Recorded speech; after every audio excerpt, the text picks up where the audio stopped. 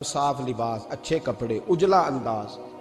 اچھا، جو بات جہاں میں لے کے جانا چاہ رہا ہوں اس کو سمجھیں۔ ایک آدمی ظاہری طور پر بڑا خوبصورت ہو پر کپڑے میلے کچیلے پہنے، وہ بھی بندہ اچھا نہیں لگتا۔ ظاہری بھی حسن ہو، کپڑے بھی اس کے صاف ہوں، لیکن بولے سخت، باتیں ترش کرے، تلخ جملے بولے تو اس کی بھی ساری پرسنالٹی ڈیمیج ہو جاتی ہے، ختم۔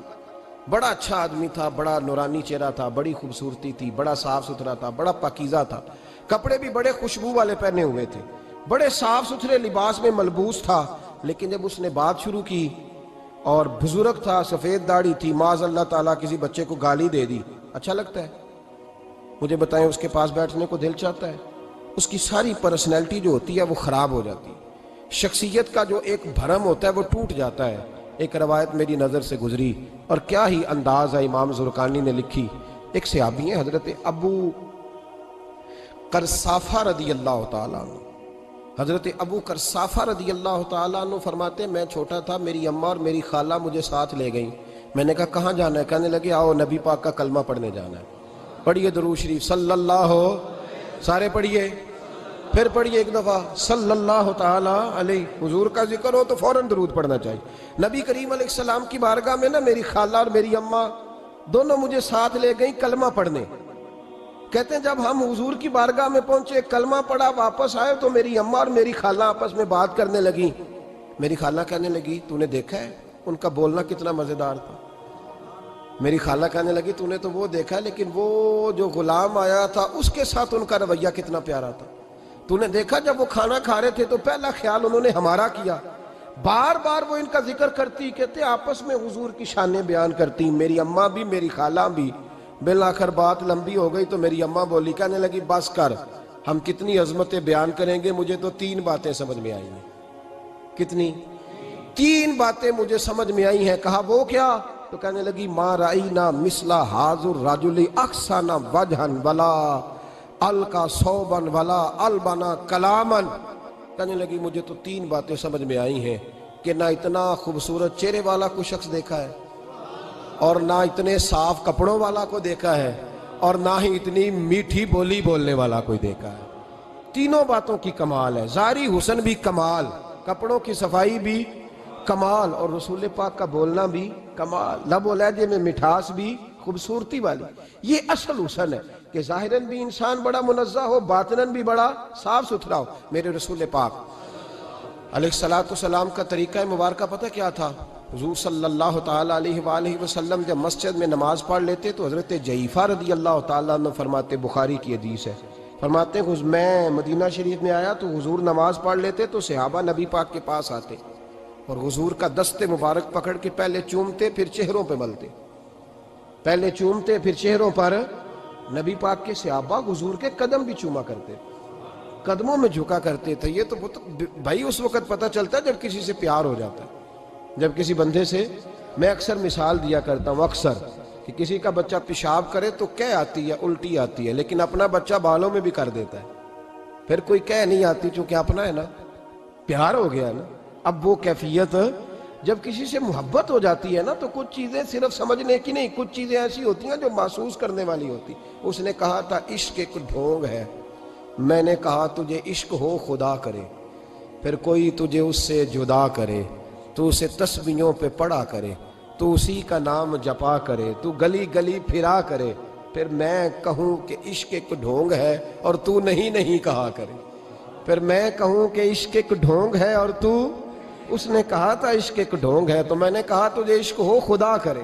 بھائی یاد رکھو، جب انسان کو محبت ہوتی ہے تو پھر اس کے انداز بدل جاتے ہیں، اس کے طور طریقے تبدیل ہو جاتے ہیں۔ وہ میں اکثر ایک بات کہا کرتا ہوں، میں کہتا ہوں بچہ باہر سے برگر کھا کے آ جاتا ہے رات کو، اماں کہتی بیٹے روٹی کھا لو، کہنا تو سنگو بھی پکائی میں نہیں کھانی، حالانکہ برگر کھا آیا ہے، دور سے کھا آیا ہے، تو اماں اس کو کہتی ہے پھر میں سوئیاں نہ بنا دوں تھوڑی سی اپنے بیٹے کو، فٹافٹ چاول نہ تجھے ابال دوں، ساتھ میں باریک دال بنا دیتی، کہتا نہیں میری مرضی کا پکاتے ہی نہیں، میں نے نہیں کھانا۔ ایسے اب ابا جو ہے نا، ابا وہ اماں کو سمجھا رہا، کہتا چھڈ پر بھوک لگے گی تو آپ ہی کھا لے گا، تو نہ ایڈی ٹینشن ہے، ایمی پہ تینوں ستاندہ ہے۔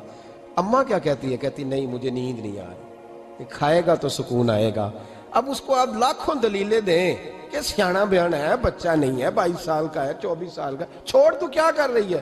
لیکن اماں کو کوئی سمجھا سکتا؟ کیوں نہیں سمجھا سکتا کہ اسے اپنے بیٹے سے پیار بڑھا؟ وہ کیا کرے، وہ مجبور ہے، اس کے دل کی کیفیت اس طرح کی ہے کہ کوئی دنیا کی طاقت اسے سمجھا سکتی؟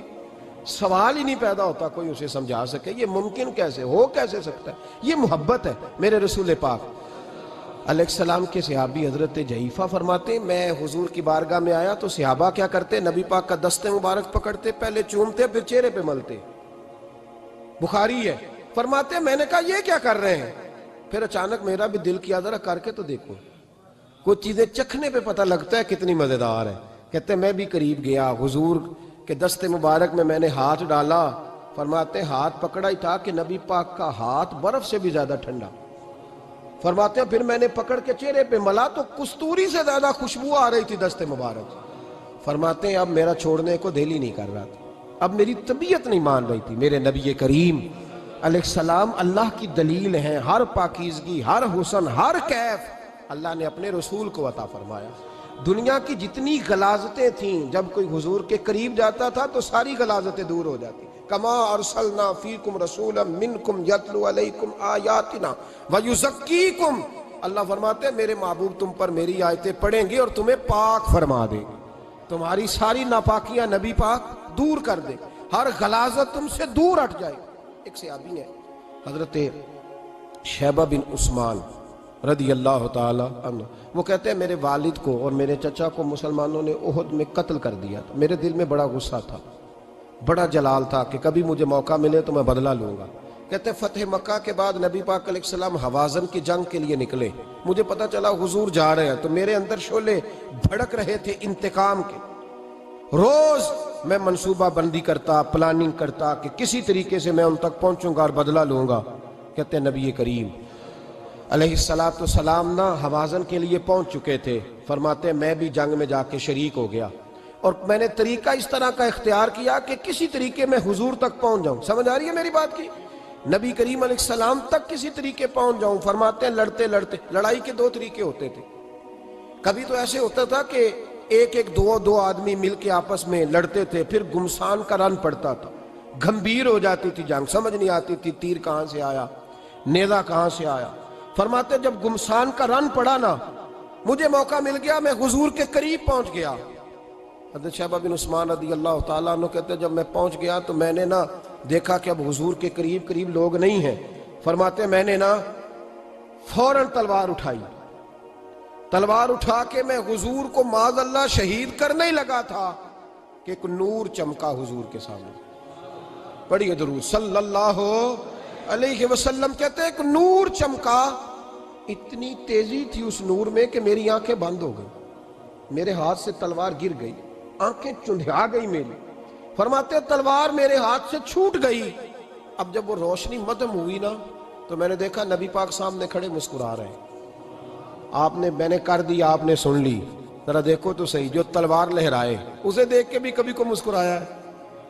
جس نے تلوار ہی لہرا دی، جو شہید کرنے ہی لگا تھا، پہنچ گیا تھا۔ لیکن یہ اخلاق میرے رسول پاک کا ہے صلی اللہ اعلیٰ حضرت فاضل بریلوی کا ایک شعر میں نے پڑھا۔